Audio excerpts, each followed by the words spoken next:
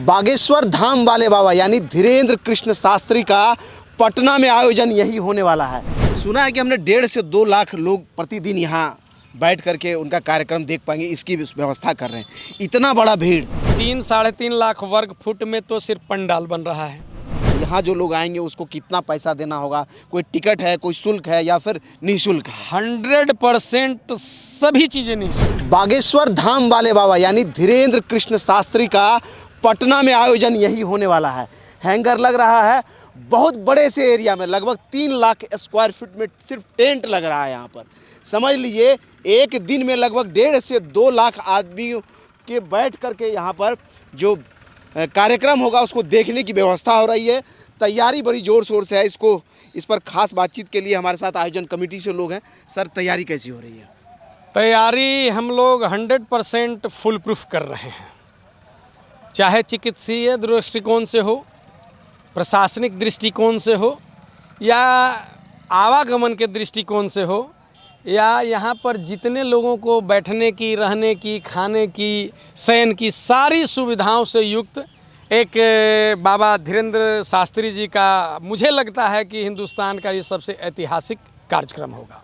सुना है कि हमने 1.5 से 2 लाख लोग प्रतिदिन यहाँ बैठ करके उनका कार्यक्रम देख पाएंगे, इसकी व्यवस्था कर रहे हैं। इतना बड़ा भीड़ और जो आयोजन स्थल है यहाँ तक आने का और उसको रुकने का, खाने का, ये सब बड़ा चैलेंज है। इतना बड़ा अरेंजमेंट, क्या क्या तैयारी हो रही है, कैसा टेंट लग रहा है? आपको बता दें 3-3.5 लाख वर्ग फुट में तो सिर्फ पंडाल बन रहा है और आपका अनुमान कहीं कम है। यहाँ करीब 4 से 5 लाख लोग प्रतिदिन आएंगे। उनका बैठने का, प्रवचन करने का, प्रवचन सुनने का जो आपको दिखा रहे हैं 3-3.5 लाख वर्ग फुट में उनका है कार्यक्रम। रहा सवाल कि जो लोग आएंगे तो वाहन से आएंगे, तो पटना से आने वाले लोगों के लिए या बाहर, बिहार के बाहर से जो आएंगे, रेलवे से आएंगे, तो निःशुल्क बस की व्यवस्था एम्स से यहाँ किया गया है। तो पटना से जो लोग आएंगे एनएच के माध्यम से, तो ये मंदिर के पीछे 100 एकड़ के आसपास पार्किंग की व्यवस्था है। 100 एकड़ का? एक करीब बिहटा सर मेरा हाईवे जो पथ है, उधर से आने के बाद इसके ठीक सामने करीब 100 एकड़ का पार्किंग की व्यवस्था है। उधर 200 एकड़ का सिर्फ पार्किंग है। और सुन लीजिए, पुनपुन साइड से इस रोड से जो आएंगे तो ये गोपालपुर गांव के जस्ट पहले वहाँ भी करीब 100 एकड़ की पार्किंग की व्यवस्था है। मतलब यहाँ से 1 किलोमीटर के दूरी पर, ज़्यादा से ज़्यादा 1 किलोमीटर की दूरी पर 3 जगह पार्किंग की व्यवस्था है लोगों के आने के लिए। रहा सवाल अब उनके खाने की व्यवस्था, प्रसाद की, तो 40 बड़े काउंटर लगेंगे प्रसाद लेने के लिए और 1.5 लाख लोगों के लिए ये ठीक मंदिर के बगल में एक टेंट सिटी बन रहा है जो 1.5 लाख लोग प्रतिदिन उस शयन में सो सकते हैं। अच्छा, इस तरफ में? इस तरफ में। अच्छा, मठ के बगल में? मठ के बगल में। उसके साथ ही नौबतपुर वासियों को मैं धन्यवाद देता हूँ कि नौबतपुर के 5 किलोमीटर के रेडियस में जितने भी गाँव हैं, हर गाँव में कम से कम 1000, 2000, 2-4 लोगों को रहने की व्यवस्था अपने आप यहाँ के कार सेवक लोग, स्वयं सेवक लोग अपने अपने घरों में भी कर रहे हैं। एक साथ एक बड़ा बात है, राजनीतिक तौर पर देखिए बहुत बड़ा विरोध हो रहा है। जो राजनीतिक दल के लोग हैं वो कह रहे हैं कि घुसने नहीं देंगे, आने नहीं देंगे।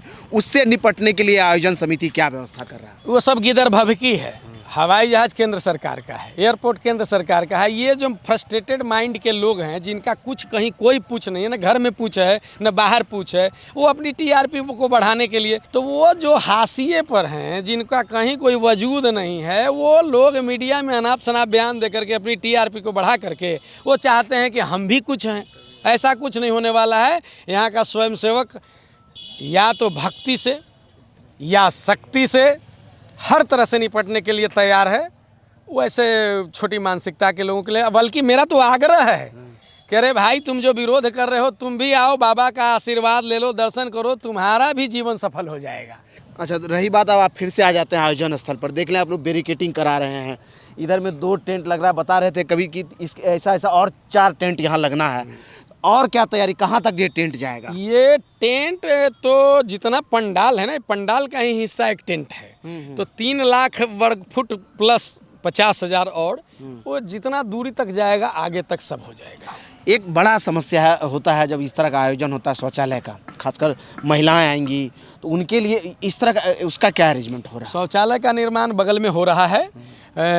चूँकि कोई भी व्यक्ति, ये तो प्रकृति का नियम है कि खाएंगे तो शौचालय जाएंगे, तो उसका विशेष रूप से शौचालय का और चिकित्सीय डॉक्टरों का एक टीम भी बैठा रहेगा। क्योंकि गर्मी का दिन हो सकता है किसी को डिहाइड्रेशन हो जाए, हो सकता है किसी को लू लगने की भी संभावना हो सकती है। हालांकि मौसम भी मेहरबान है, चूँकि बाबा तो इतने मतलब मनमोहक हैं कि हर किसी चीज़ को अपने पक्ष में मोड़ लेते हैं।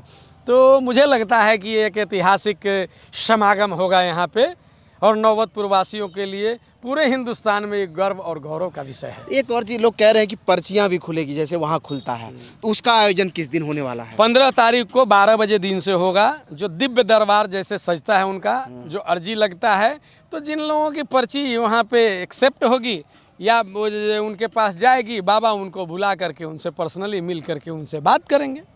अच्छा, एक बड़ा लोगों में जिज्ञासा है कि यहाँ जो लोग आएंगे उसको कितना पैसा देना होगा? कोई टिकट है, कोई शुल्क है या फिर निःशुल्क है? 100% सभी चीज़ें निःशुल्क है, किसी को एक पैसा देना नहीं है। मतलब यहाँ आने वाले लोगों को निःशुल्क सारी व्यवस्थाएं मिलेंगी, रहने का आयोजन व्यवस्था है, खाना खाने का व्यवस्था है। यहाँ पर जो कार्यक्रम होगा उसको देखने के लिए लगभग 3 लाख वर्ग फुट में आप लोग बता रहे हैं बैठने की व्यवस्था है भक्तों के लिए। और एक बड़ा कार्यक्रम, एक बार फिर से कैमरा अगर पैन हो तो सामने से देख लीजिए, ये जो टेंट लग रहा है इसके ठीक उस तरफ में बीटा सरमेरा रोड गुजरता है, उसके बगल में भी एक पार्किंग की व्यवस्था है। बता रहे हैं कि जो नहर है जो एम्स से चल करके सीधा इस तरफ में जाती है, इस नहर के किनारे भी एक पार्किंग का अरेंजमेंट है। और इधर में ये जो रोड है जो पटना से, ये कहाँ से चल के आता है सर ये रोड? ये जानीपुर निकल जाता है रोड, इधर गोपालपुर होते हुए और उधर पुनपुन चला जाता है। इसके बगल में भी एक पार्किंग इसके बगल में गोपालपुर गांव के पहले उसमें भी पार्किंग की व्यवस्था है। तो एक बड़ा पार्किंग का अरेंजमेंट है, यहाँ रुकने का अरेंजमेंट है, खाने का अरेंजमेंट है, दवाई का अरेंजमेंट है, और साथ ही जितना पंडाल एरिया उसके चारों तरफ शौचालय का भी निर्माण हो रहा है।